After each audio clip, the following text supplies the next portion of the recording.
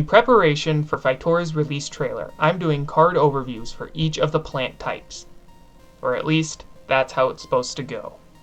Hi guys, Joe here with Ankilo Inc. And before we get into the overview, I'm going to explain kind of what happened. So originally, I was planning to do one of these overviews for each of the types: fruit, veggie, root, flower, shroom, weed, and then berry. And then either one big or 3 separate videos for all the floral cards. And then I was going to do a release trailer or a release video or trailer video or whatever, and then release Phytora. That didn't happen. Instead, life happened and I kept putting things off, and it got to a point where it was like, yeah, fuck it, and I just released Phytora. I didn't do a trailer or anything like that, which is unfortunate. Right now, if you have Tabletop Simulator, you can go to the Steam Workshop for Tabletop Simulator, type in Phytora, and you'll be able to play the game yourself.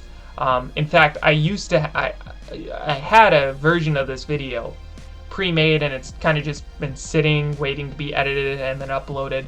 But it got to a point to where I had changed so many of the flowers specifically, and it just needed, so much time had passed where I needed to do this brief little explanation. So let's not dawdle,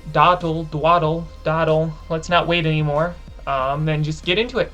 So let's start off with a classic, Dilophoblum. Now, Dilophoblum is a key to any ramp deck, or any deck where you want to play with more energy, like you're gaining more energy than your opponent, letting you play more cards than your opponent. Well, Dilophoblum might not be the key per se. Silver Dilophoblum is. Silver Dilophoblum is the engine. There are some other useful cards to give you energy. Rebus, which we'll get into later, and then Oberilisk, which gives the Fertilize action 3 energy instead of 2, which is very helpful, but Oberilisk is kind of hard to get onto the field, and it can die kind of easily. But Silver Dilophoblum is your engine. It's one of the most important cards to any ramp deck. It's got pretty average stats, or not average stats, but pretty low stats. It's just got the exact same stat. But it's got a really useful ability. First of all, when you play it, you draw a card. That's not very good. Phytora, it's a game where drawing cards isn't really a problem because you can use actions to do those. Now, what is very good is, while on the back line, gain 1 energy every time you draw a card. So right away when you play this card, you're gaining an extra energy because you're drawing a card. And then any extra cards you draw from that, including the card that you draw at the start of your turn, you're getting energy. So it's really easy to just get a ton of energy with Dilophoblum. With Rebus and Oberilisk too, you can get something crazy like 12 energy a turn. It's crazy how good, how much energy you can get. But Silver Dilophoblum really is a key to a ramp deck, and if you lose it early, or if you don't get it early, can't play it, it's going to be really detrimental to those ramp decks. Then we have Lady Orchid, just a nice defense-oriented level 1 plant. It cannot attack, but it's got really good defense and health for a level 1.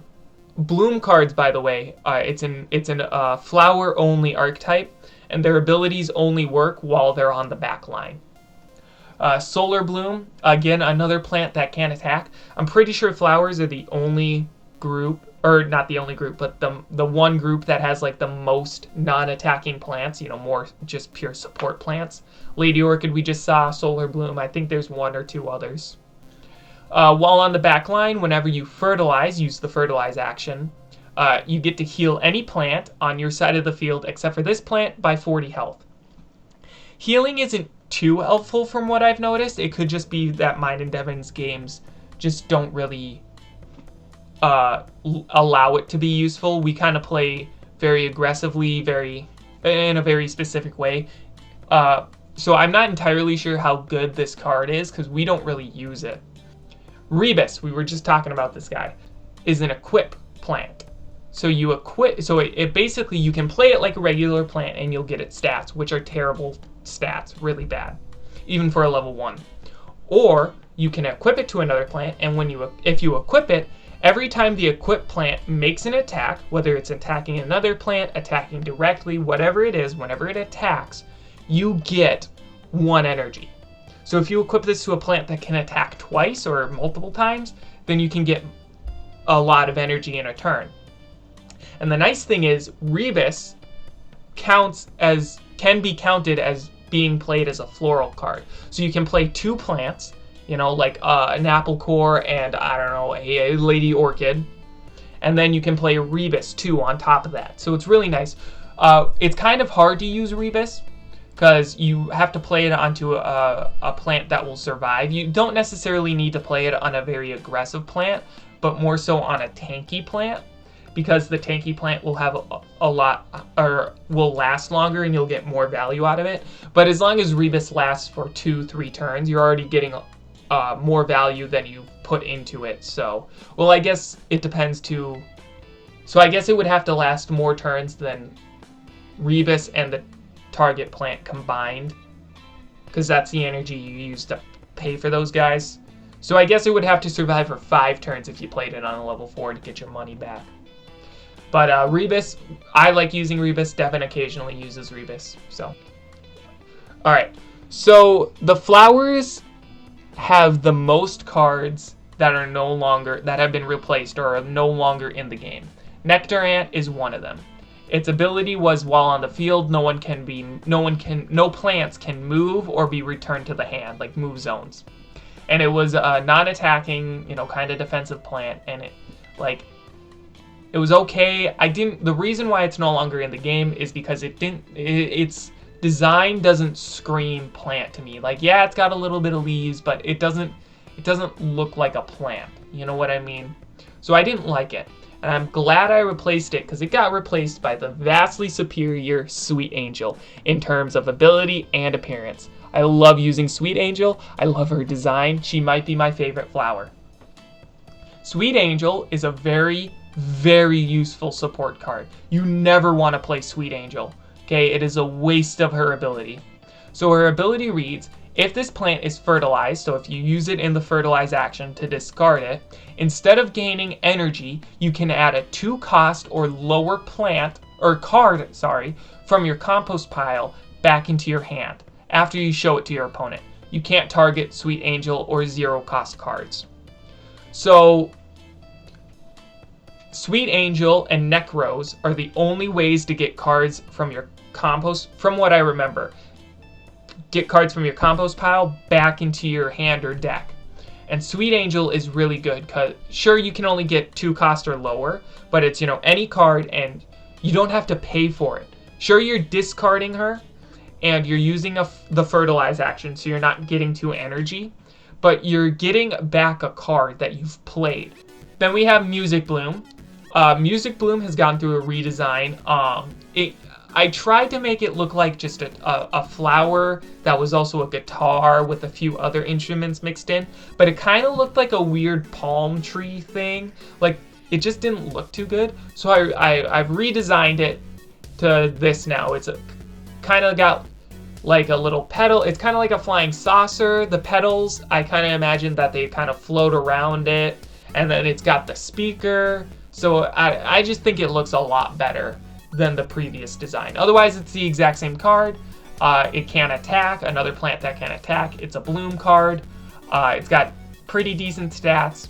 Once per turn, while on the back line, you can pay 2 energy to let another plant attack twice. So if you have a plant like Tater Lord, right? And you pay 2 energy to let Tater Lord attack twice, you're killing any plant. Well, maybe not any plant, but most plants you're killing. And then if you have a Rebus on top of that Tater Lord, you're gaining 2 energy on top of that, meaning you're not paying anything. You're getting the money back that you spent. So there's a lot you can do with Music Bloom. It is a very good card. It's a very good utility card and combo card. Then we have Bloodstinger. Bloodstinger is one of the only flower cards that does not actively help you. But this card, you have to discard a card. So let's first just look at Bloodstinger. It's a level 3 with 100 attack, which is really good. 100 attack is the max stat, and it's 30 over what most level 3s have. It's got pretty bad defense, and then pretty bad health. So it's not going to be surviving long. The nice thing about Bloodstinger is that during the attacking step, you can discard a card. Well, you have to discard a card to let Bloodstinger attack. So when you're attacking, when you want Bloodstinger to attack, you have to discard a card. The nice thing is that you can discard a second card and Bloodstinger will attack twice. So basically, you're getting Music Bloom's ability for free, or for no cost, but you have to discard cards instead. So Bloodstinger is a very good assassin type card, or a card to get you in the lead or finish off a game, because it can pretty easily attack twice. You know, you're almost always going to have 3 to 4 cards in your hand. Then we have Blast Bloom. Blast Bloom is another card, or another flower, the only other flower I believe that does not actively help you or support you in any way. Blast Bloom has the bare minimum stats for a level 4, so that's not great. The thing is though, that works really well with its ability. This plant costs 1 less energy for every bloom plant on the field. While in the back line, if this plant were to be killed, you can remove a bloom plant from your side of the field instead. So if you have 2 or 3 bloom cards, which is kind of easy because there are some pretty cheap bloom cards. The bloom cards are pretty cheap. Blast Bloom can cost like 1 energy. And for 1 energy, 70, 40, 100, that's amazing. Phenomenal. And with his ability, you're getting bonus benefits from having those extra bloom cards, because if your opponent tries to target down Blast Bloom and he's close to dying, you can just, and he dies, you know, he gets a finisher attack, you can just remove one of those other bloom cards and, you know, he'll stay on the field. So Blast Bloom is a very good, he's kind of like the boss monster for the bloom card. So Sprout used to be the last base flower card, and I didn't really know what I wanted to do for this last flower spot, because it also needed a silver boost, and it was like, so I drew Sprout, and it was like I gave it this weak stats, and I was like, oh, it would grow into something big, but I didn't really know what. Then I gave up on Sprout and I made Smoke Aura. Smoke Aura kind of had the same problem, just didn't really feel like a plant,